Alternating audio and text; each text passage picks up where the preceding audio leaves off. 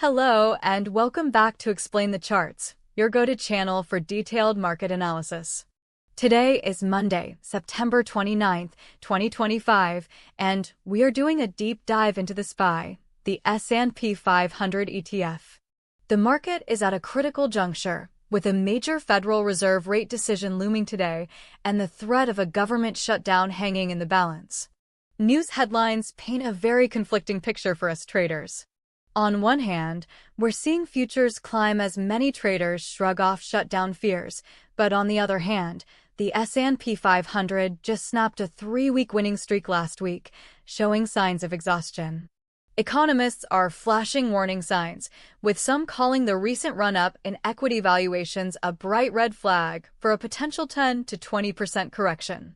They point to a slowing economy, weakening job growth, and the market being overvalued by historical measures. However, there's a strong counter-narrative suggesting that high valuations are the new normal, driven by the AI boom and the global dominance of mega-cap tech stocks like Nvidia, which are now viewed as safe assets similar to government bonds. The biggest story today is undoubtedly the Fed, with Wall Street widely expecting a 25 basis point rate cut, the first since last December. This seems to be priced in, so the real market-moving information will come from the Fed's forward guidance and their summary of economic projections. Many analysts anticipate a more dovish stance, potentially endorsing several more cuts by the end of the year, justified by deteriorating labor market data from recent months. So we have a classic showdown: bearish economic fundamentals versus bullish monetary policy expectations. Let's jump into the charts to see how this narrative is playing out in the price action and identify the key levels to watch. Here on the daily chart, we can see the bigger picture of the SPY's performance over the last year and a half. The market has been in a powerful uptrend since a major low we saw back in April of this year. It has rallied an incredible 30% since late April, recently pushing to new all-time highs just last week. Now, I want to zoom in on the period from March to April of this year, because it tells a crucial story about market volatility and resilience. As you can see, after hitting highs around $610, the market experienced a severe and rapid correction, dropping over 20% to a low near $481 in early April. This sell-off was fueled by those very overvaluation and economic slowdown fears we're hearing about again today. But look at this enormous bullish reversal candle on April 9th, where the market gapped down and then roared back, closing up over 11% on the day. This marked the bottom of the correction and kicked off the powerful rally we've been in ever since. That $480 to $500 zone is now a massive long-term support level, representing the market's tolerance for fear before big buyers stepped back in. Returning to the full daily chart, we can see that after that April bottom, the uptrend has been relentless. The price methodically broke through previous resistance levels, such as the March highs around $610. It eventually pushed to a new all-time high last week around $667. This is now our key short-term resistance level to watch. Over the past 5 trading sessions, the market has pulled back slightly and is consolidating below this peak. This sideways price action shows clear indecision among traders ahead of today's catalysts. Let's switch over to the 1-hour chart to get a closer look at this recent consolidation.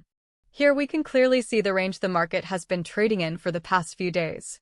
The upper boundary is that all-time high around 667, and we've established a support base around the $658 to $660 area. This trading range is coiling the market's energy. A decisive break above 667 or below 658 will likely signal the market's next short-term directional move. The volume has been tapering off slightly within this range, which is typical before a major news event like a Fed announcement.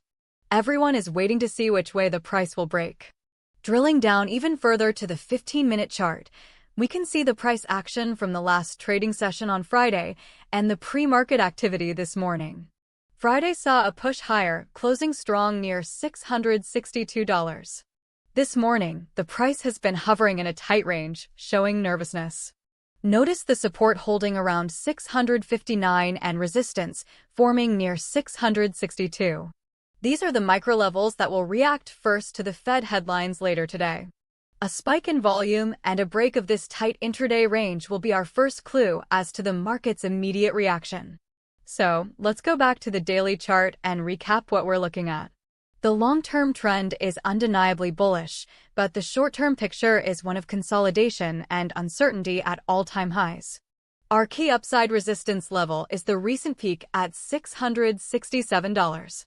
To the downside, we have initial support at the bottom of the recent range, around $658. Below that, the next significant support level is around $650, followed by the prior breakout area near $645. Now for some unbiased predictions, and please remember this is not financial advice. Let's talk about the bullish case, which I see as having about a 60% probability. If the Fed delivers the expected 25 basis point cut and, more importantly, signals a dovish path forward with multiple cuts planned for the rest of 2025, the market will likely view this as a major green light. This would likely fuel a breakout above the 667 resistance. If we get a strong close above 667, the next logical targets would be the psychological levels of 675 and then 680. This scenario would be reinforced if Congress makes progress on avoiding a government shutdown. On the other hand, the bearish case has about a 40% probability. This could happen if the Fed is unexpectedly hawkish, perhaps cutting rates, but signaling a pause or uncertainty about future cuts. Any hawkish surprise, combined with worsening news about a potential government shutdown delaying economic data, could spook the market. In this scenario, a break below the 658 support level would be the first warning sign. A daily close below 658 could open the door for a quick move down to test the 650 support and potentially even the 645 level. So, the key thing to watch today is the Fed's language. Don't just watch the rate decision itself, but listen closely to Powell's press conference and the details in the economic projections. The market's reaction in the first hour after the announcement will be telling. Look for a high-volume move that closes decisively outside of this 658 to 667 range to confirm the market's next direction. Thanks for tuning in to Explain the Charts. Trade smart, and we'll see you next time.